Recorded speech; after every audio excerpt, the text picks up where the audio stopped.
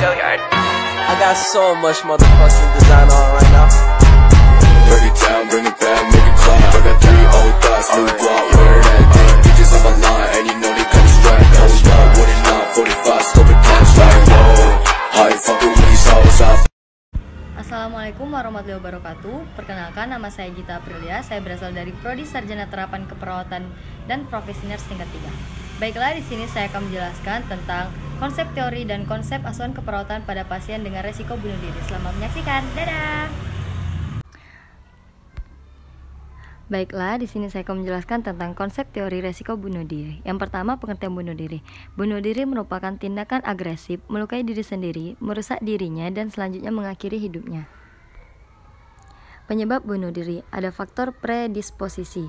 Faktor predisposisi bunuh diri antara lain yang pertama diagnostik, yang kedua sifat kepribadian seperti rasa bermusuhan, yang ketiga lingkungan psikososial, seseorang yang baru mengalami kehilangan, yang keempat resiko riwayat keluarga yang pernah melakukan bunuh diri merupakan faktor resiko penting untuk melakukan perilaku destruktif.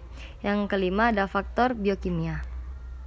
B. Faktor presipitasi. Faktor pencetus seseorang melakukan percobaan bunuh diri. Yang pertama, perasaan terisolasi dapat terjadi karena kehilangan hubungan interpersonal atau gagal melakukan hubungan yang berarti. Yang kedua, gagal beradaptasi sehingga tidak dapat menghadapi stres.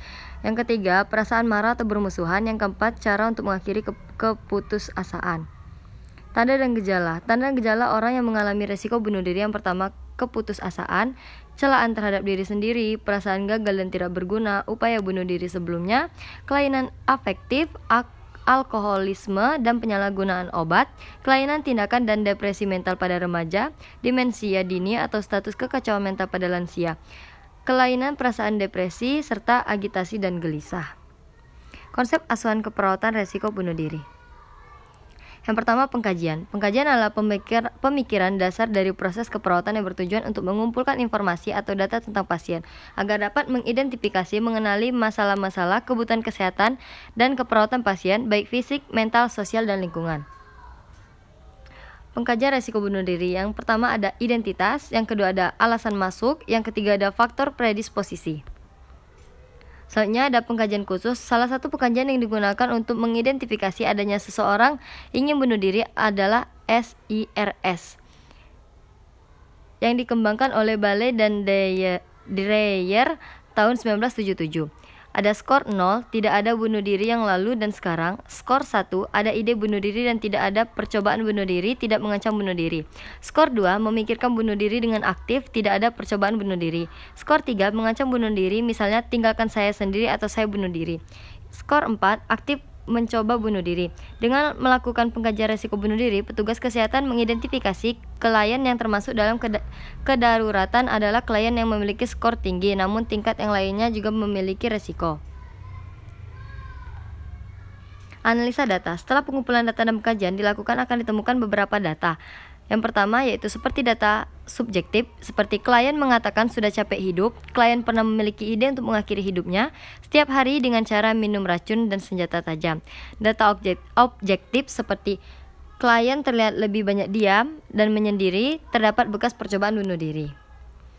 Diagnosa keperawatan. Jika ditemukan data bahwa pasien memberikan ancaman atau mencoba bunuh diri, masalah keperawatan yang mungkin muncul adalah resiko bunuh diri. Intervensi keperawatan.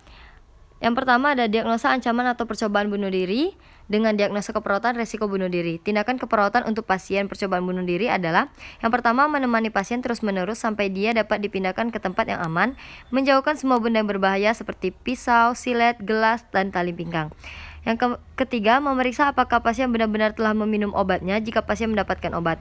Yang keempat, dengan lembut menjelaskan pada pasien bahwa perawat akan melindungi pasien sampai tidak ada keinginan bunuh diri.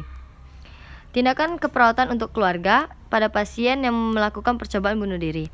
Yang pertama, menganjurkan keluarga untuk ikut mengawasi pasien serta jangan pernah meninggalkan pasien sendirian. Menganjurkan keluarga untuk membantu perawat menjauhi barang-barang berbahaya di sekitar pasien. Yang ketiga, mendiskusikan dengan keluarga untuk tidak sering melamun sendiri. Yang keempat, menjelaskan kepada keluarga pentingnya pasien minum obat secara teratur.